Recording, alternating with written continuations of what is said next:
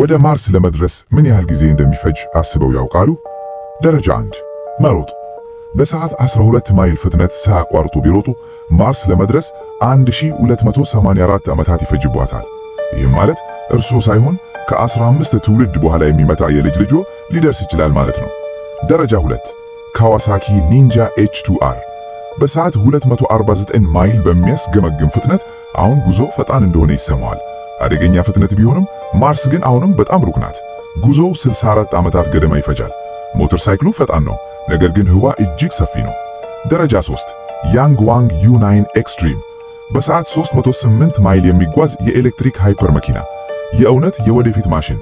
ሆኖም በዚህም ፍጥነት ማርስ ለመድረስ 52 ዓመታት ይፈጃል። ቴክኖሎጂ እየፈጠነ ነው፣ ነገር ግን ርቀቱ እየበለጠ የሰፋ ነው። ደረጃ 4 ጥይት ባቡር። የጃፓን ማግሌቭ ባቡር በሰዓት 373 ማይል በላይ ይጓዛል።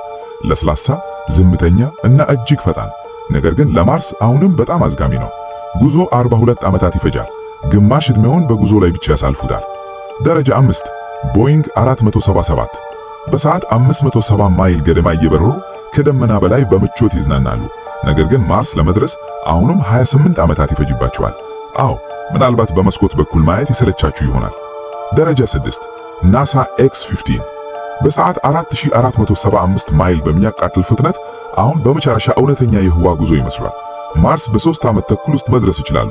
እዚህ ጋር ነው ጉዞ የሚቻል መሆኑ የሚሰማችሁ። ደረጃ 7 ሳተርን V ሮኬት። በሰዓት 24850 ማይል የሚያስደንቅ ፍጥነት የሰውን ልጅን ወደ ጨረቃ የወሰደው ያው ሮኬት ነው። ማርስ በ240 ቀናት ውስጥ መድረስ ይችላሉ።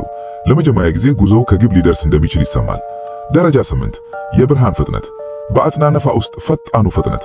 በብርሃን ፍጥነት ማርስ ለመድረስ የሚፈጀው 12 ደቂቃ ብቻ ነው። እኛን ዓመታትን የሚፈጅብን ለብርሃን ጥቂት ደቂቃዎች ብቻ መሆኑን አስቡት።